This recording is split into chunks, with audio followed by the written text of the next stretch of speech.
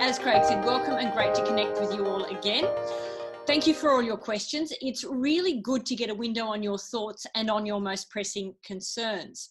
So tonight's overview, based on the questions you've sent to me, the first thing I will do is address one of the big obstacles someone raised, and that was, how do I overcome the feeling of overwhelm? Making ongoing healthy choices seems too hard and I still don't know where to start. So that's where I'll start. Then we'll review and consolidate making and breaking habits, which we started last month. And then I'll answer all your specific questions, which include the topics of what is the main problem with processed food, some questions around gut health, questions around what type of exercise will give you the biggest bang for your buck, and this question I'll answer straight away because it's a quick and easy one. Does a squeeze of lemon with water in the morning break the fast? Now, I was asked a similar question last month about ginger lemon tea, and I said probably it does, because even thinking about food can stimulate insulin release. But I was bothered that I hadn't found anything definitive. So I dug deeper, and the scientific consensus is good news.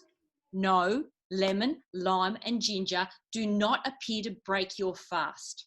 So go ahead and enjoy them. Awesome. So that will bring a thumbs up, I hope, from everybody.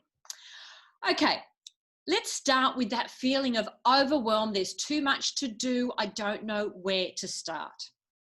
I'm going to tell you something that happened to me 3 weeks ago. I was driving back from Coffs Harbour, where I do a clinic every week. And I came towards a small town called Woodburn. I was about 90 minutes from home, so just south of the Queensland, New South Wales border.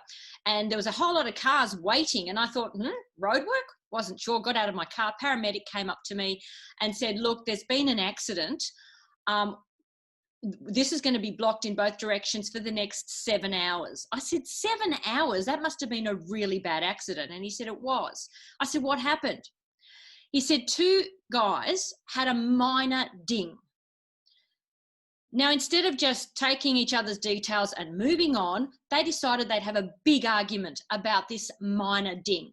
So they're standing in the middle of the motorway arguing with each other. While they're there, they don't notice this huge truck coming around the corner. It doesn't see them in time.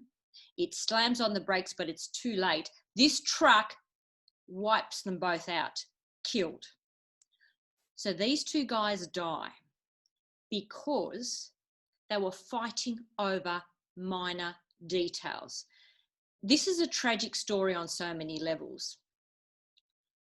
And the first thing that strikes me is that was an unnecessary death of 2 people. And it's particularly tragic because they died over arguing about a little ding, not about a big issue. And I think this is a metaphor for the diet wars that are going on. People feeling overwhelmed. Should I be eating low fat, low carb, paleo, keto, vegan, vegetarian? Forget all that. The big truck represents processed food, packaged food, snack food, junk food. If we eliminated just processed food, you wouldn't have to worry.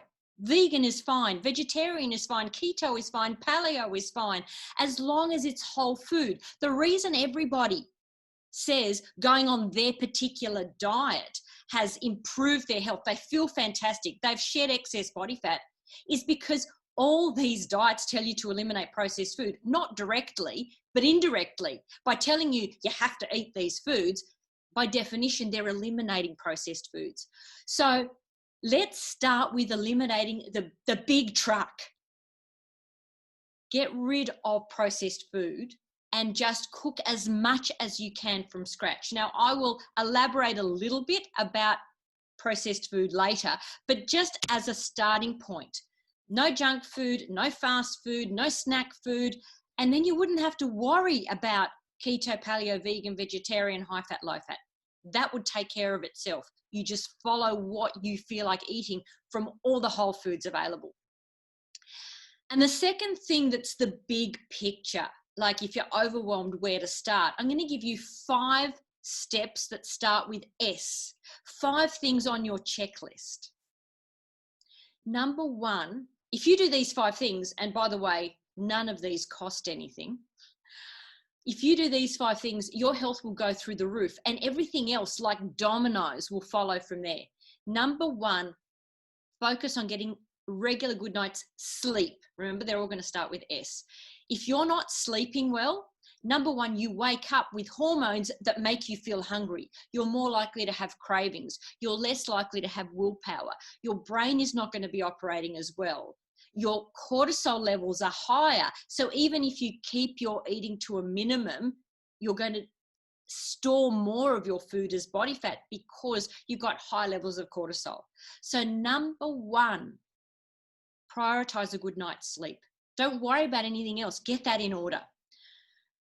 And I know that that's not a quick fix either, but I think I've mentioned before the book by Carmel Harrington, How to Get a Good Night's Sleep. She's a Melbourne researcher. It's a great book. It just takes you through the steps. And by the way, alcohol isn't a good idea because it might make you fall asleep quicker, but in a couple of hours, 3 to 4 to 5 hours later, you'll get rebound wakefulness and it disrupts your sleep and the quality of your sleep. And remember, while still part of the first S, while you're sleeping, include that overnight fast 12 to 16 hours every night. So that's first and foremost the big S. The second S in terms of our big picture is make sure you're standing up every half hour. If you've got a desk job, every half hour, on the hour and half hour, just stand up. That's all you have to do. Stand up for 2 minutes. And that makes an incredible difference to your health because it changes your biochemistry. Your blood sugar levels are more stable. They spike less after meals. You get lower rates of inflammation. You get better appetite regulation. It's not about the calories you burn when you stand. It's about your biochemistry. So stand up every half hour. So far, these 2 things don't cost anything and they're very, very simple. They just have to become habits. The third S is stop snacking. And I'm going to give you the secret to stopping snacking later in this webinar. But it just means you adopt the identity, and changing your identity is huge. Adopt the identity of, I am a 2 or 3 meal a day person. I'm not a snacker. More on that later. The fourth S is whenever you do eat, savor your food. Allow yourself to really enjoy it, because how we eat is just as important as what we eat. If you're feeling guilty about what you're eating, if you're feeling anxious or stressed or rushed or multitasking, you're producing cortisol. You're activating your sympathetic nervous system. That affects how you digest your food. You don't digest it as well, and because of the cortisol, because of your guilt, anxiety, rushing, you are more likely to deposit those calories as fat. Now, if you eat the exact same food with the exact same calories, but you're in a calm state, you're savoring your food, you're activating a different part of your nervous system called the parasympathetic nervous system. You don't produce any cortisol. You automatically digest your food better. Your gut bacteria process your food better, and you don't deposit the calories as fat, not to the same degree as cortisol. And they've actually done studies where you feed people the same food every day, but one group is put under stress. They stress people in various ways, electric shocks, loud noises, whatever, while they're eating. And the way your body processes food and the chemicals they measure in their blood are different. So how you eat is just as important as what you eat. And the fifth S that impacts our health, but we don't realize it, is define success on your terms. Instead of success being reaching a certain level in your job or a certain level of income or living in a certain suburb or all those external things, what really, really is success is true joy. Living on your terms, living by your values. And when people experience day to day a true sense of inner joy, satisfaction, contribution, and meaning, they far less crave food and transient pleasures to feel satisfaction. We seek out snack foods and sweet foods and all those things when we don't have an intrinsic sense of deep satisfaction. So that's to get started so that you don't feel overwhelmed. Focus on those 5 things. And then the second thing is, the reason I introduced the habits was, I'm going to tell you another quick true fact. If a plane is flying from Sydney to London, which is about 17,000 kilometres, and it was just 1 degree off its course, for every 60 kilometres flown, it would be 1 kilometre from where it should be. So by the time it landed, that plane would end up being 282 kilometres away from its intended location. So instead of landing at Heathrow Airport, you would land on Torquay Beach, which is part of the English Riviera. It's a quintessential British seaside resort. Quite frankly, it's a much nicer place than Heathrow Airport. And that 282 kilometre difference was achieved by just a 1 degree shift. The same thing operates in our own lives. You make a 1 degree shift, such as standing up every half hour, such as fasting for 12 hours overnight, such as exercising for 30 seconds before breakfast. That 1 degree shift over the course of a lifetime can shift your health enormously. So that brings me to the habits that I asked you to start last, that tiny, tiny habit. So first survey question is, how did you go with your tiny habit that you committed to last webinar? So Craig, would you like to put up the survey? So could everyone choose, did you do it every day? It's anonymous, so you don't, no judgment. It's all feedback, and it'll be interesting to unpack why you answer what you answer. So go ahead and submit your answers.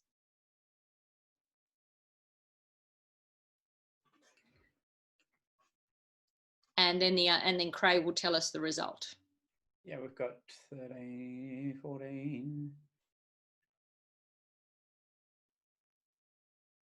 So we've got, what do we got? We've got 14, yeah, we've got 13% have done it every day. Oh, can't you show us the answers? You should be able to. Let me see if I can do that. I can, there we go. So there you go. 13% every day, 27% most days, 20%, 13%, and oops, I forgot about it, 27%. Okay. Thank you for that. I'm pretty happy with that. So the second survey question is, for those who didn't do it every day, so we're not going to get everyone to answer this one, obviously, but what stopped you from doing it? So I didn't always remember. Great. I didn't feel like doing it. Too hard, too busy, wasn't important enough. Okay, let's keep that up for a moment, okay, please. I didn't always remember. Can we keep that up for a little while? Is that going to bother me? So. Yeah. Get that out of the way so I can still see people. Okay. If you didn't always remember, that means we simply have to focus on linking it to something else that you always do so that you've got a stronger trigger. So that's for you, because I don't know what all your individual things are. What was it? There wasn't a strong enough link to something you already do or a strong enough reminder. So that is quite a simple thing to work on. So that's for you to think, okay, how am I going to make myself remember this? And usually the easiest way is, what is a habit you do all the time anyway? Like, for me, making my bed. Okay. Now, as soon as I make my bed, that's now become a habit. As soon as I've made the bed, I'll drop down and I'll do my push-ups.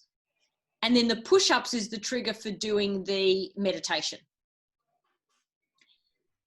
My third habit is doing chin-ups every time I go out the laundry door. That's a bit easy because the chin-up bar is there. So I see it. So that's what I mean by make it super easy to remember. The second thing, if you didn't feel like doing it, if it was too hard, if I was too busy, all of those are kind of, it maybe wasn't important enough. So number one, if it's not important enough, go back to why do you want to do it? How will your life be different in 6 months, 12 months time if you do it? But the other reason you might not have felt like doing it is you didn't get a big enough buzz or reward, or it wasn't easy enough. Make it just so easy that it doesn't matter whether you don't feel like it. So for instance, I tell myself, when I started the push-ups, I only had to do one because it was just so ridiculous. You can't not feel like doing one push-up because it's a nothing. And you could do them, you know, against the wall. So break it down to something even simpler than what you did originally, because that will eliminate it's too hard. That will eliminate I didn't feel like doing it. That will eliminate I was too busy. Make it so super duper simple. And then make sure you do a little celebration. The best way to celebrate is actually to go and tick it off on a calendar. Get that dopamine hit. Or just say to yourself, change your self-image around that. I am strong. I am an exerciser. I'm a whatever it is your habit makes you, however your habit makes you change your identity. Okay, terrific. We can close that now. And let's move on to, oh yes, I'll answer one of the questions that I had. My tiny daily habit wasn't working, which was to get up earlier in the mornings. So then I tried achieving it by going to bed earlier instead, and it hasn't worked. If you want to get up earlier in the morning, what time do you normally get up? And only get up 5 minutes earlier. Like set your alarm 5 minutes earlier. Don't go like an hour earlier. So see how you make it so simple that it's almost not noticeable. But over time, you can build it up to 5 minutes, to 10 minutes, to 20 minutes. Don't be in a hurry. Really just appreciate that everything that's worthwhile is going to take time. So if you want to start getting up earlier, aim to get up earlier 5 minutes. And when that is a no-brainer and that's become a habit, 10 minutes, 15 minutes, you know, but 5 minutes each time. And then you said, this is the same person. I mean, I know who it is, but you know, I'll keep confidentiality. So what this person decided to do instead was to do a 30-minute HIIT. And the first question was, why? And what does it stand for? I'm going to be really precise. What we did at the retreat were SITs, sprint interval training. I call them HIITs because everybody's used to HIITs, which is high intensity interval training. But to be precise, a sit is 30 seconds of such intense running on the spot, or cycling, or rowing, or skipping, that you have to sit down after that 30 seconds. Now, you don't have to go that hard when you first start out, but 30 seconds of super intense exercise, what it does is it absolutely, it's like almost like sending electric shock through your body. You know how, you know, when somebody's had a heart attack, you defibrillate them. It's like, you know, that 1 second shock can get the heart pumping again. That 30-second sit affects the internal mechanism of your cells, specifically something called mitochondria. I won't get into the biochemistry, but it's like giving your mitochondria an electric shock, and it changes so much of your biochemistry. And the reason I suggest doing it before a meal, within 20 minutes of a meal, 30 seconds running as hard as you can on the spot, is because one of the benefits is number one, it reduces your appetite, and it keeps your appetite down for up to 12 hours. That's phenomenal. So you're going to eat less. And secondly, when you do eat, you get less of a spike in your blood glucose. Your insulin, your organs all function better. You digest your food better. So if you're a diabetic, this is almost like taking a medication before your meal, because your blood sugar isn't going to spike so much, and it returns to normal level much quicker. That is the power of that 30-second HIIT. Imagine that 1 degree shift for the rest of your life. Just do it before breakfast. if you can't do it before lunch, or you feel you can't do it before dinner, but just do it 3 or 4 times a day whenever you can. But even once a day will make a difference. Okay, so that was that question. Now let's go on to one more survey question. Survey question number 3. We've talked about starting a habit. What if you want to break a habit? So firstly, I want to know whether you do have habits you want to break. So that's just a yes, no survey question. Craig, would you like to put up survey question number 3?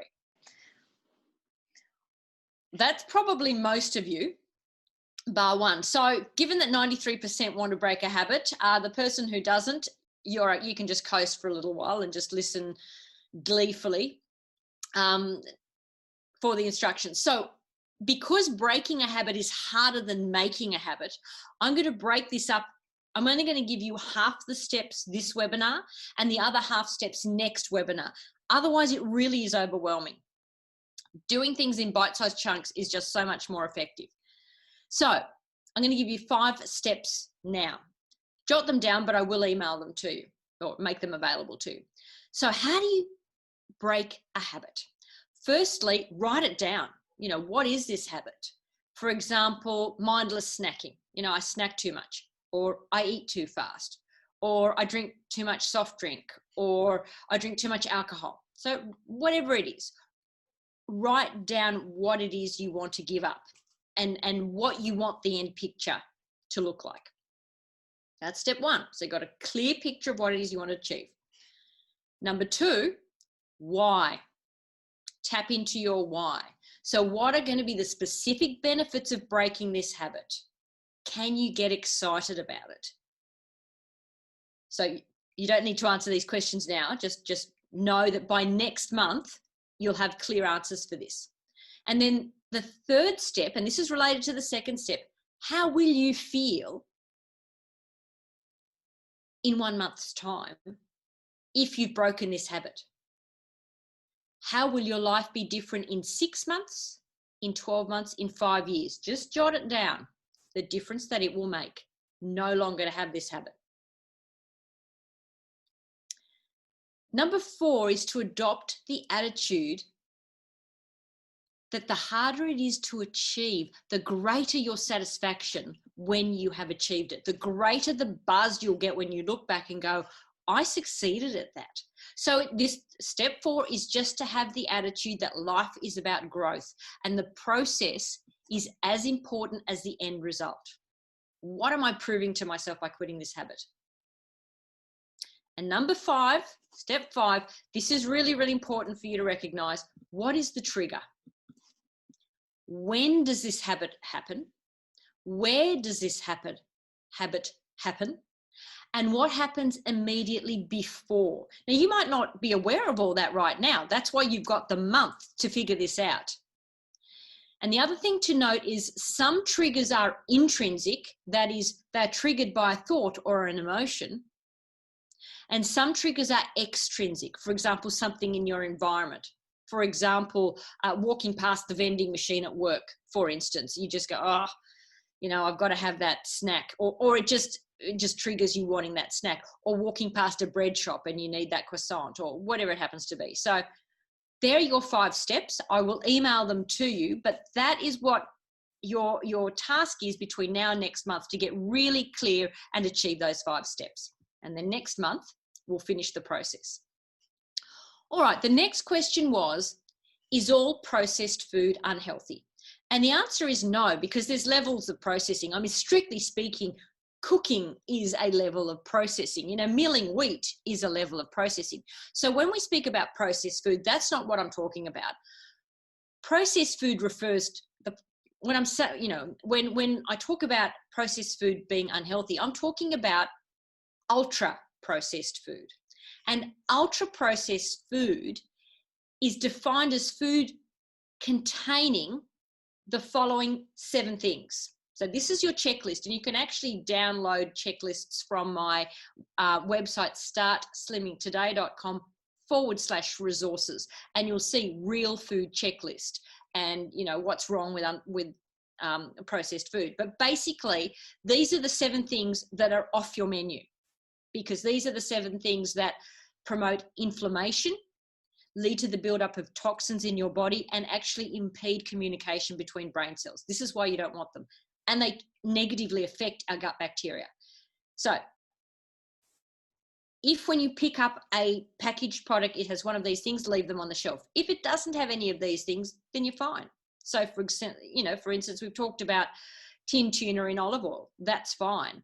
Or just, some of those, pastas made with, chickpea flour. That's fine. So the following is not fine. 1, added sugar. 2, trans fats. 3, vegetable oils or seed oils, and that includes canola, rice bran, soybean oil. 4, emulsifiers. Emulsifiers stop liquids and oils from separating. They're in so many things: ice creams, sauces, dips, some yogurts. Why you need it in yogurt, I don't know. They significantly impact our gut bacteria for the worse.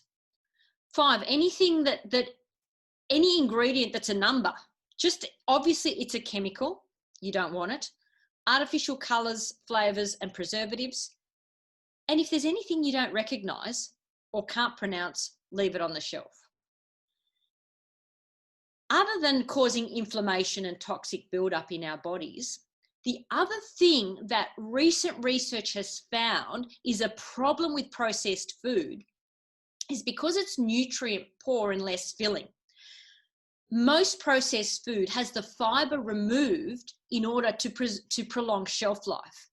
Fiber is what makes food filling, which is one reason when they put people on exactly the same calorie diets, but one is made up of processed food, even the same sort of types of food, but one is processed and one is whole fresh foods, people eat fewer calories when they eat whole fresh food. Number 1, because it's more filling. Number 2, because it has more nutrients. And number 3, like vitamins and minerals. Number 3, because processed food tends to be low in protein. There's a lot of fillers, but there's not, flavors that are like protein, but there isn't a lot of protein in processed food because it's an expensive ingredient.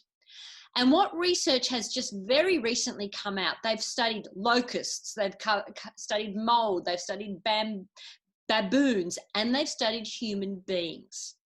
And they found that if we don't reach a specific amount of protein every day, we will forage around. We're going to be craving food because we're short on our daily need for protein.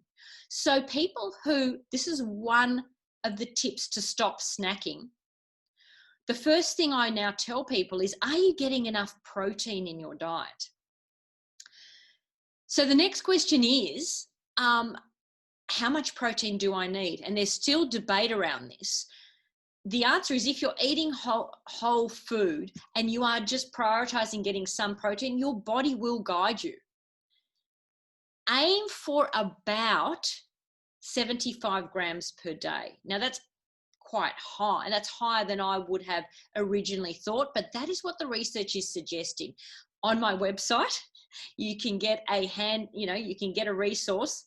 Again, startslimmingtoday.com/resources that states, lists protein-rich foods and exactly how many grams of protein per whole food, so you can work it out. So start to prioritize some protein. Make sure with every meal there is some protein, because it will definitely keep you fuller for longer. So for breakfast, your protein could be nuts, your protein could be eggs, your protein could be yogurt, milk. For lunch, your protein could be, any fish, any meat, any eggs, any nuts, the same sort of thing. Beans is another good one. Soy is another good one. Okay. The next thing I was asked about is, firstly, just let's have a thumbs up and a check-in whether there's anybody that's got any questions from what I've said so far. So firstly, can I just have, we do have a question here. There's some things in the chat box. Now, why is it that I can't see them? First question was, what about apple cider vinegar? Right back to your initial point about lemon and ginger. Apple cider vinegar and maybe water. See, I'm just trying to figure out, why can't I see these? I don't know. It went to everyone. No, not. All right, I'm going to have to rely on you to. No. Does that? Anyway, what about apple cider vinegar? Apple cider vinegar. I haven't looked up that one. My logic says there's probably negligible calories and a negligible insulin spike. So at the moment, I'm going to put in the same category as lemon, lime, and ginger. Great. The other question I've got here is, Helena, does protein depend on weight, male, female? Yes, it certainly does. It depends on weight, it depends on age, it depends on level of activity.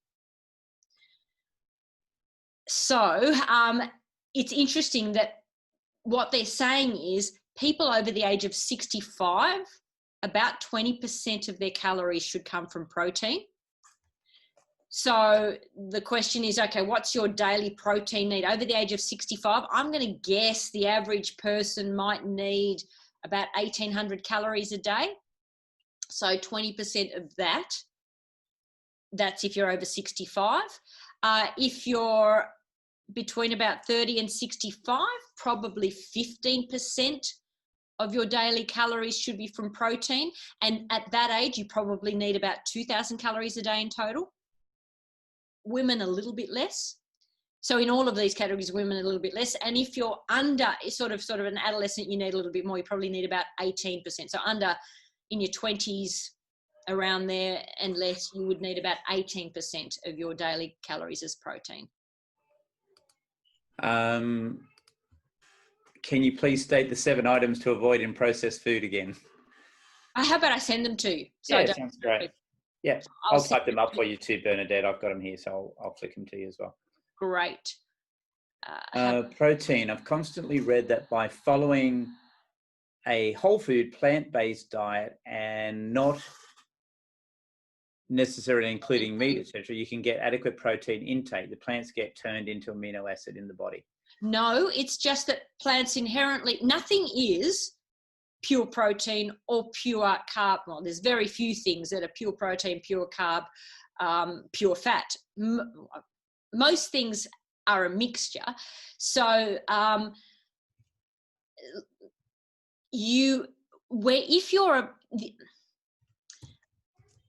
what you actually need is apart from just, protein is made up of amino acids. That's the building blocks of your protein. And we need 20 essential amino acids. If you eat meat or fish, so if you eat animal products, they inherently have, so like meat has all the essential ones in one hit. If you're a vegetarian, the only plant food that has all the essential amino acids is soy. So soy is a quick fix for a vegetarian. But as long as you eat a mixture of different plant foods, plant sources of protein, like a mixture of different beans, nuts, yogurt, eggs if you're not vegan, as long as you eat a mixture, yes, you can certainly get enough proteins from a plant-based diet. It is more labor intensive, but it certainly can be done. Yeah, great. That's about all I can see right here with questions. So maybe we move ahead. Okay, great. Let's move ahead indeed. All right, what question was I up to now? Okay, I had 3 questions around gut health. I'll tell you the 3 questions and then I'll go straight on to the survey question. The first question was, how has our discovery of the gut microbiome changed dietary advice? Like, the question was, before we knew about gut bacteria, what was the dietary advice versus now that we know about gut bacteria, what was the dietary and health advice? That's a very good question. And the answer is the dietary advice before and after we knew about the importance of gut health is identical. Before we knew about gut health, we were still saying have a diet rich in fiber, vegetables, whole foods, fruit and vegetables. We were saying have a variety of different coloured foods in your diet. We were always saying that eating junk food and snack food and fast food was a bad idea. Not only has the dietary advice not changed, but the advice about getting a good night's sleep. If we have a bad night's sleep, that affects our gut bacteria. If we are chronically stressed, that actually changes the composition of our gut bacteria and the metabolites that they produce, and it's not good. They've even done studies that show exercise, regular exercise, aerobic exercise, actually stimulates the growth of the bacteria that promote good gut health. So all the advice we were saying before we knew about gut bacteria is exactly the same now, which I think is quite fascinating. So basically the rule is what's good for us is good for our gut bacteria and vice versa. So then I had questions about probiotics. And before I answer that question, so the two questions were, should we all be taking probiotics? If not, what about after a course of antibiotics? So I thought I'd check in with all of you. So survey question number 4, do you regularly take probiotics? Simple, yes. I should have had a sometimes box, but I forgot about that. So just yes, no, do you regularly take probiotics? If you sometimes take them, answer yes.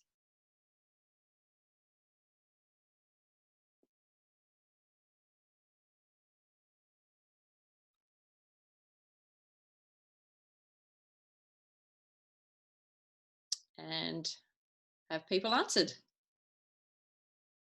Yes and no. Okay.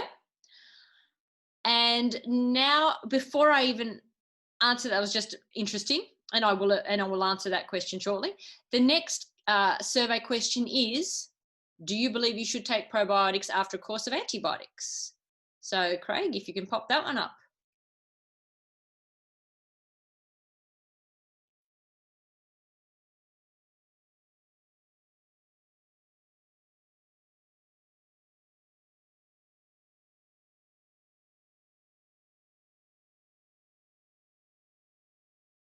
Very interesting. Okay, terrific. Most people think yes. All right. So let me answer the questions. Should we all be taking probiotics? The jury is certainly not out about supplements. Yes, I know the chemist. I just saw Pat Tomlinson. The chemist told me to take them. I know. Let me address that in a moment, and I'll give you the science. You make up your own mind. It is important that we eat probiotic foods. Probiotic simply means something that promotes the growth of good bacteria and contains bacteria. So that means sauerkraut, yogurt, kefir, kimchi, pickled foods, moldy cheese even. All those foods are probiotic and they are all really good for us. Whether we actually have to take supplements, the jury's not out.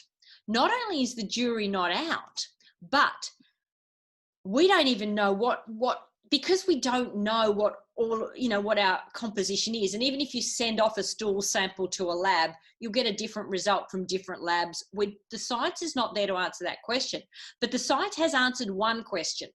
Some people swear by probiotics and say they really make a positive difference. And some people say they make no difference whatsoever. And they wanted to know if it was placebo or what. And they found a really interesting thing. There are people who are who they've called persisters and people who are resistors. What that means is some people will take probiotics and those probiotics stay inside their gut, find a home in their gut and help them. And they're called the persisters. There are some people who take probiotics and for what we don't know why, probably the existing state of their gut and the bacteria that are already there, those probiotics just go straight out in their poo. And so that's why these people go, it makes no difference. And that's why you've got people absolutely fighting about it. And guess what? They're both right. Because the people who say it helps me are probably the persisters. And the people who say it makes no difference to me are probably the resistors. So this is why we've just got to be really tolerant of everyone's opinion, because everybody is different. So if you love your probiotics and you find they're making a difference, good on you. You've hit upon what works for you. And if you find that it doesn't make any difference to you, it probably doesn't, because you're probably excreting it. Now, the big myth is we should be taking probiotics after antibiotics. Scientists wanted to answer this question, so they did exactly that. They got 3 groups of people. They gave all of them antibiotics. Group number 1, they measured their gut bacteria before and after. They measured them immediately after, 1 month after, 6 months after, 12 months after. Group 1 did nothing, just took the antibiotics and did nothing. Group 2 took the antibiotics. When they finished them, they gave them probiotics. Group 3, I hope you've all finished dinner and digested it. Before they gave them the antibiotics, they took some poo out of them, kept it in a sterile place, and after they finished the antibiotics, they injected their own poo back into their bottoms. And then they measured how quickly their own gut bacteria restored. So how quickly were they back to good gut functioning? The ones who did the best, you're probably going to guess, are group number 3, the ones that had their own poo put back into them, because the bacteria that used to live there were like, yep, great, back home I am. So they were back to healthy gut function the quickest. Those who were the slowest to return to their normal gut function, guess what, were the ones who took the probiotics. Because the probiotics weren't necessarily the bacteria that normally lived in their gut. So their own bacteria were fighting with the new bacteria to try and establish gut health. It was an overload. Let your own gut bacteria regrow. So what they found was eventually their own bacteria did sort of come back, but it was a longer, slower road if they took probiotics as well. So leave it for 6 months, at least 3 months, before you resume your probiotics if you've had some.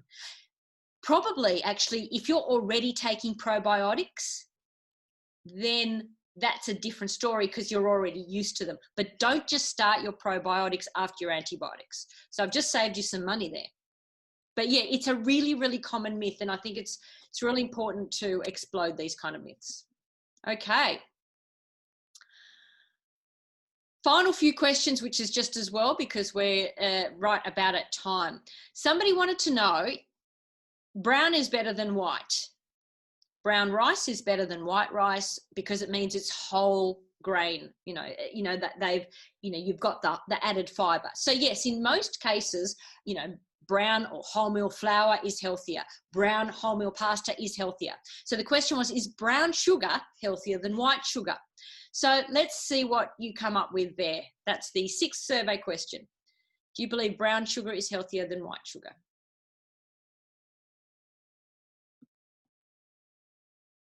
Have we got the answers in? And can you show us? Okay, very good. Very interesting.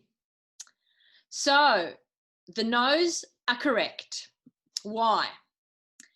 Brown sugar is good marketing because a lot of people think it's healthier. Brown sugar is usually just ordinary white sugar that's turned brown by the reintroduction of molasses. Now, normally molasses is actually separated and removed when the sugar is created from sugarcane. And to make it brown, they return some of the molasses. Now, sometimes brown sugar is just partially refined white sugar, so they leave some of the molasses in, but usually they will return the molasses. They take it out and then they put it back because they're better able to control the color and the texture. So white and brown sugar are virtually the same. And if you really want to split hairs, because of its molasses content, brown sugar does contain certain minerals, notably calcium, potassium, iron, and magnesium, whereas white sugar contains none of these. But because these are present in only minuscule amounts, there's really no health benefit to using brown sugar. But just be aware, if you see the marketing that says brown sugar, you know, healthier than white sugar because it has calcium, potassium, iron, and magnesium. Yeah, technically they're correct, but it's just a minuscule amount. So, you know, the main difference is the taste and the effect on baked goods. And the calories are also identical. If you want to split hairs, the US Department of Agriculture says brown sugar contains 17 calories per teaspoon, whereas white sugar 16 calories per teaspoon. So really there's very little difference. And the last survey question based on the last few questions I received was, so survey question number 7, is aerobics, so that means walking, cycling, endurance training, more important than strength training, lifting weights? Yes, no, unsure. In other words, you know, greater health benefits from doing one than the other. Okay. Yes, no, unsure. All right, the answer is, very good, by the way, they are equally important. For a very long time, aerobics has got all the attention because most of the studies were done on aerobics. So put it this way, they are both absolutely essential for health for different reasons. You know, aerobic training improves heart health, reduces risk of type 2 diabetes, lowers inflammation, significantly reduces your risk of dementia. Equally so, however, weight training. And that's because the more muscle you have, you know, again, the better your brain function. And it's all about the way your muscles affect your metabolism and your biochemistry. So the simple answer is they are both equally important, but unfortunately, strength training hasn't received all the attention it deserves. And we start to lose muscle mass in our 30s. So we need to start working on maintaining our muscles. And it's also one of the biggest contributing factors to weight gain, because whenever we lose muscle, our metabolism slows down. It also leads to frailty, increased risk of falls, loss of balance, loss of functioning in daily life. You don't have to be at the gym pumping weights every day. You could start by doing push-ups against the wall, dips on a chair, carrying groceries, just anything where, you know, doing squats at home, anything where you are supporting your own body weight. You know, doing, you know, abdominal work, crunches. Just Google body weight based strength training, or strength training using body weight, or using bands. They're very cheap and you can use them at home, and just incorporate a little bit of strength training into your day. Most people actually enjoy it. Even people who hate exercise actually don't mind strength training. So that brings me to the last question I received, which was, thank you for your honesty, with limited time and interest on my side, what's the best exercise to improve my overall health? What will give me the biggest bang for my buck? And the answer is, and this has been scientifically validated, exercise you most enjoy. Why? Because not only are you far more likely to continue to do it, but if you do exercise and you're really hating it, you're producing cortisol. And they found that one of the benefits of exercise, both aerobic and strength training, is production of something called BDNF, brain-derived neurotrophic factor. When you exercise, you stimulate the growth of new brain cells, apart from all the body benefits. But if you're hating every second of it and producing cortisol, cortisol negates some of the benefits of BDNF and starts to do the opposite and destroy brain cells. So if you're not enjoying it, don't force yourself to keep doing it. Find something you enjoy. So what a great way to be able to answer that question.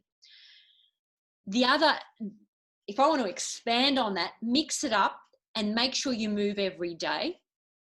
And look, walking, housework, gardening, vacuuming, cycling, playing a team sport, ideally, if you want the best bang for your buck, you're enjoying it, you're doing it outdoors in nature, you're getting some sunshine while you're at it, you're doing it with a friend because you're more likely to continue and you get the social benefits as well.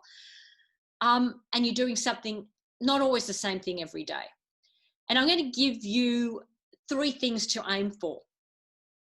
Number 1, start your day with 30 seconds of high intensity. I don't care what it is. And whatever high intensity is for you, just skipping for 30 seconds, running on the spot for 30 seconds, sitting on an exercise bike for 30 seconds. So that's just a daily goal. If you can do it 4 times a day, you are rocking and rolling. The second thing, so far that's 30 seconds of your day. Second thing, do a 20-second stretch every day. Whatever kind of stretch, legs, arms, just some 20 seconds of stretching. So still, we're not even up to 1 minute of exercise a day. Then aim at some point in your life to be able to do 50 push-ups in 2 minutes. They've done lots of measures, and if you can do 50 push-ups in 2 minutes, you reduce your risk of a hell of a lot of diseases and you'll live longer. So again, start with push-ups on the wall, then on your knees, and then eventually on your toes. If you're over 65, if you can walk 365 meters in under 6 minutes, it halves your risk of dying in the next 10 years compared to someone who can't make it. If you're under 65 years, then you should be able to do that in twice the time. And remember that anything is better than nothing.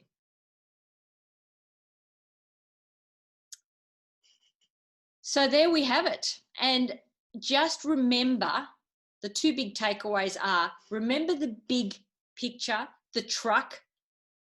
Try and avoid processed food as much as you can, and you've got the checklist for what to avoid.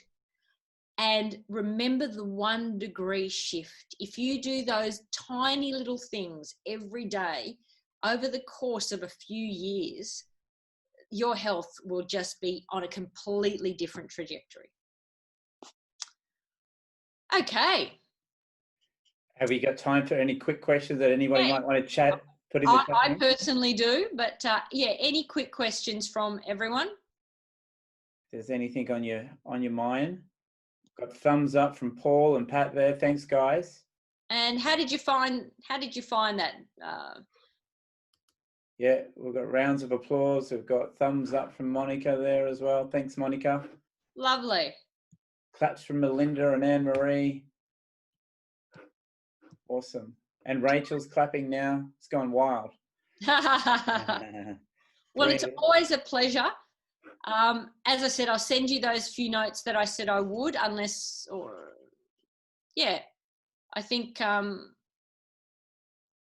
Craig and Rachel have summarized some of those things, and I'll send you the first 5 steps of breaking a negative habit, and we'll continue that conversation next month along with whatever questions come up for you.